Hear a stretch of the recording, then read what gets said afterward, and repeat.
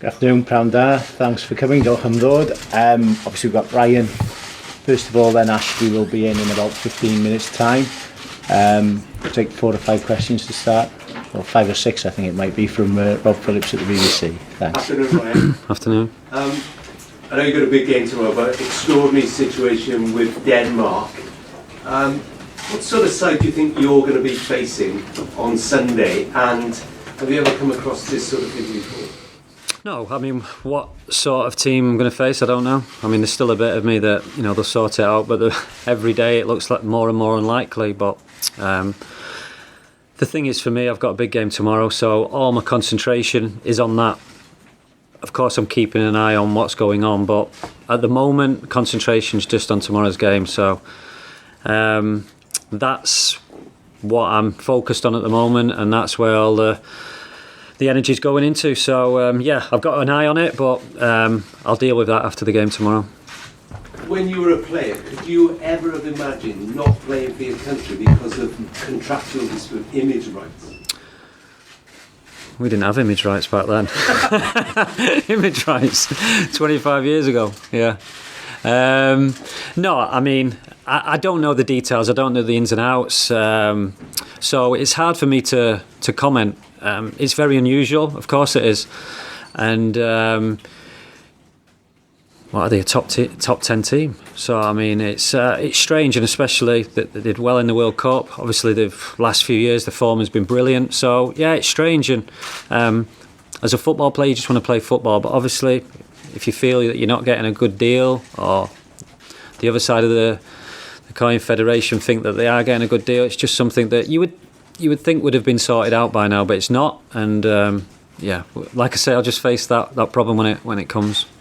What about you now tomorrow? 11 years since you last stepped out with the Wales team in front of the home fans.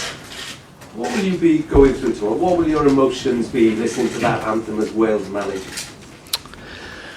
I said before, it's a proud moment for me. Very excited. The lads have trained well, but also recognising it's a tough game. Republic of, I think, the last 6 competitive away games, they've not been beaten.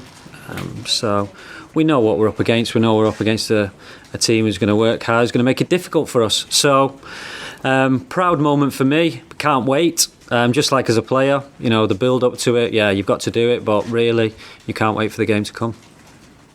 Do you think you've been more nervous as a manager than you would have been as a player? Yeah, without a shadow of a doubt. I mean, I never really got nervous as a player, so it's a hard thing to sort of judge against. A little bit of nerves when I was a player, but not much. But yeah, as a manager, it's different. Obviously, a lot of things going through your mind. But the preparation's been good, and I'm pleased with everything. I'm pleased with the way the players have trained and the way it's gone, and everyone's fit. So yeah, there's not much more that I could ask for.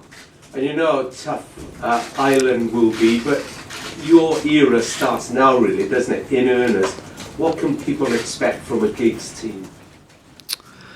Yeah, I mean, you say it starts now. I mean, for me, it started, against China. Obviously this is a competitive game, so it's a bit different, but I still put myself under the same pressure. Obviously there's a lot more at stake, but yeah, I want the team obviously to be hard to beat and to play attractive football that I would want to watch.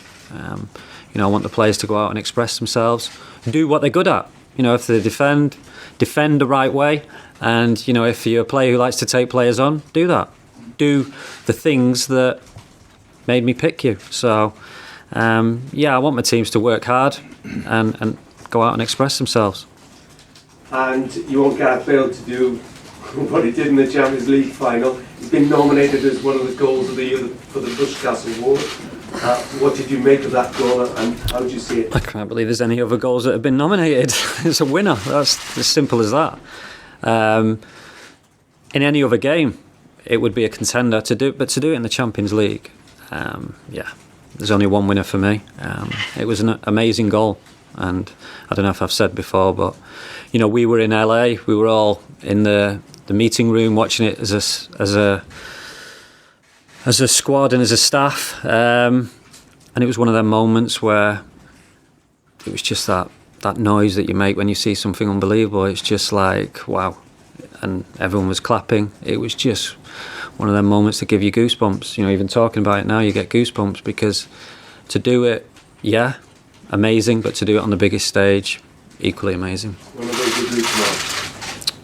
Tapping to do for me tomorrow, but yeah, he's a fantastic player and produces magic moments like that. Thanks, Rob. Cheers, Rob.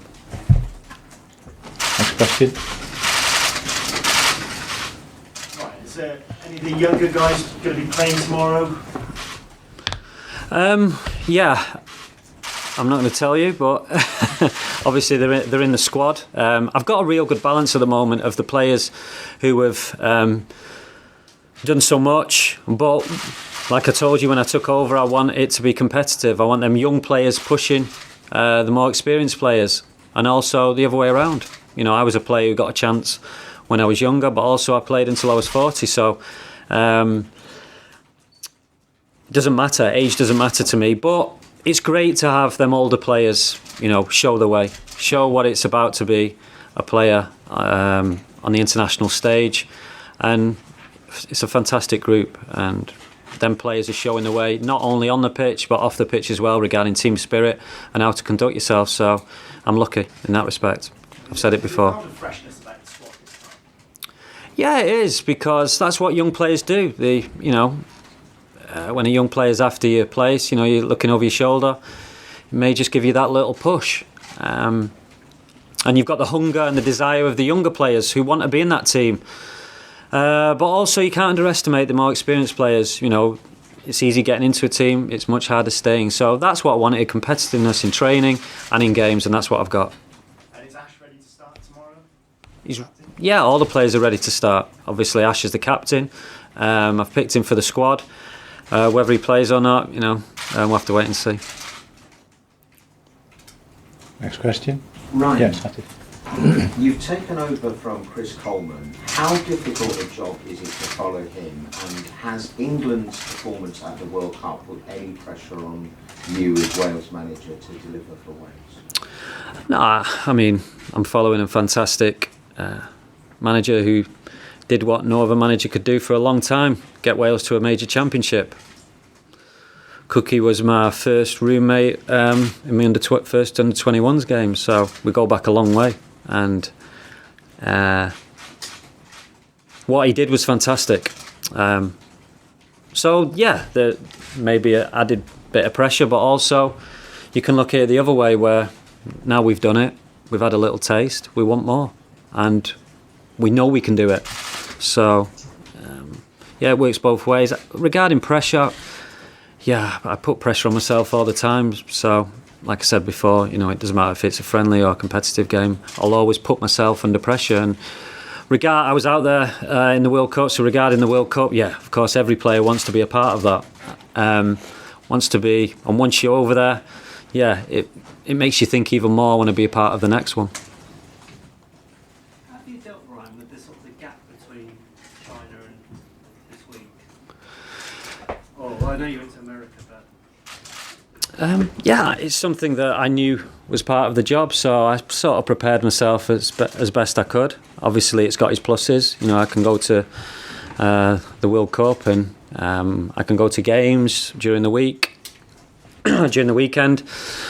But also, yeah, you do miss it. You do miss it. You know, the players go off after the game, and you know, you don't see them for a while. But this part is what I'm looking forward to. You know, September, October, November, when you see a lot of the lads. But it's something that I knew beforehand, so it's not a shock. But yeah, sometimes it can be difficult. Ryan, what else? Sorry, Paul. I will. Sorry, I'm just going there, and then you. Sorry. Ryan, we've seen Frank Lampard and Steven Gerrard make promising starts to their managerial careers. Do you feel we're sort of seeing a new era of managers, and what equips you guys to make the transition? Because it'd be easy to sit on the sofa public and be a pundit, but you guys seem to be giving it a good go. Yeah, I think it's like players, you know, if you're good enough, it doesn't matter what your age is. Yeah, I've obviously been following both of their how they've done so far, and they've both done really well, had good starts. So it's pleasing to see. It's pleasing to see, as you know, a player who's played at the top level. Can you go and do it as a manager? And we'll just have to wait and see how they do. But they've made good starts. They prepared themselves as best they could, just like I did. So yeah, I mean, it's good to see. If it's a new era, I don't know, but I think we're football people, so you can do TV work, which is great. But for me, you just miss that, not day to day, but that football bit where you're out on the pitch and where you're preparing teams, and that buzz of games as well. Ryan, Harry Arthur's withdrawn from the Ireland squad this week after a fallout with your old teammate Roy Keane. Is that? No. Doesn't happen. I don't believe it. I don't know. I mean, I don't know. What do you make of that situation? I don't know. I'm not in the inside, so I don't know. All I can say about Keane is he was a brilliant teammate. I enjoyed my time with him in the World Cup. Him and Martin, great company. I don't know what's happened.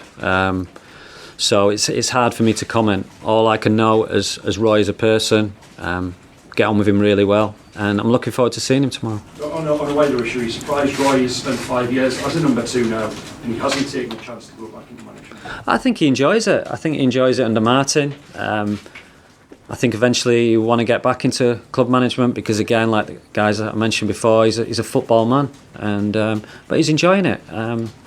He's enjoying working with Martin. I know that for a fact. So, yeah, whether we'll see him back in club management soon or later, we'll have to wait and see. Right. Can I just go to Paul first, then I come to yourself. Thank you. Right. Wales historically, including teams you played in, have had to be a bit more defensive for obvious reasons. How do you balance that with, you clearly want a more attacking game, you seem to want to liberate some of these players by saying they can take players on. How do you balance the two?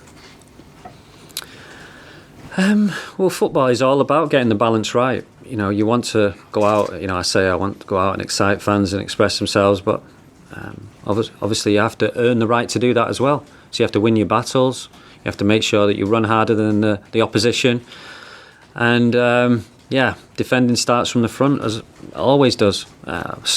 It's getting that balance, but when you've got good players, it's a little bit easier, and when you've got players who want to express themselves, you go out and tell them what they're good at. You don't restrict them with defensive responsibilities. It's just like me as a player. I wanted to take players on. I wanted to excite the fans. I wanted to get them off their feet, but also I knew that I had to do the other side as well. And how keen are you to bring the youngsters through in competitive games? Do you feel the team needs a little bit of freshening up? I don't know about freshening up, but like I said before, I want that competitive edge in training, and I want the older experienced players looking over their shoulders, but also them players, the younger players, have got to take the shirts off these older experienced players who've been there and done it. So competition is good. It's whether you rise to that competition or you fall by the wayside. I'll take 3 more questions, 1, 2 and 3. Thank you. You said the weekend of the Manchester United training ground was obviously very competitive. What did you fall out with Roy? I don't think I ever fell out. I don't think I ever fell out with him. You say fall out, it's flying into tackles in training. Yeah, you fall out, and then in the dressing room you're laughing and joking about it. I was my first team. I told you I was part of a team that just would kick lumps out of each other during the week. They wouldn't go over the top, but they wanted to win them small-sided games, the 5-a-side before the Saturday game, old v young, British against foreigners. There was always something, there was always an edge to it, and you wanted to win, because if you didn't win, like we've just had out here, you have the photo at the end with the winning team. Was you part of the winning team, Ash? Ash was part of the winning team, so the older team come through today, but there's always something on it. Today the younger lads, they got off to a good start. The older lads, they reacted, and in the end put them in the place, which is good. Right, you've seen the Denmark squad, and they've got a number of futsal players that are in it. International football's always been regarded as the highest level. Do you think it devalues international football, that selection, and also does it make a mockery of this tournament? Because obviously there's only 3 teams in the group and there's an unfair advantage. Yeah, I mean, it's not ideal, obviously, but the problem the Danish Federation have got, they've got to put out some sort of team because of what happened with the women. I think they'll be banned for 4 years if they don't put out a team. So what do? I heard that the Super League teams aren't releasing the players. So they've got a real dilemma. It's unique, so it's hard for me to comment on. Like I say, I'm just concentrating on tomorrow's game. Whatever happens Sunday, I'll deal with that after the game tomorrow. Last question. Yeah. A lot of problems in the Irish camp. We already discussed Terry Arthur, Declan Rice unavailable. We already knew Shane Long injured and James McLean injured. How much does that play into your hands, particularly James McLean, given the role he played in the game last time Ireland played here? Yeah, and I watched him at the weekend. I was at the West Brom Stoke game at the weekend. He's a very good player. But it doesn't matter for me. I mean, we know that we're going to play a team that is going to make it difficult for us, whoever plays, who's going to fight and got quality as well. And they've got a manager who, like I said, 6 games unbeaten in competitive games away from home. That's not a fluke against some very good teams. So I'm concentrating on my team, what they can do, and obviously respect the opponent. So that's how I'm going into it. I expect a tough game, and I think that's what I'll get. Okay, thank you. Thank you. Thank you. Cheers.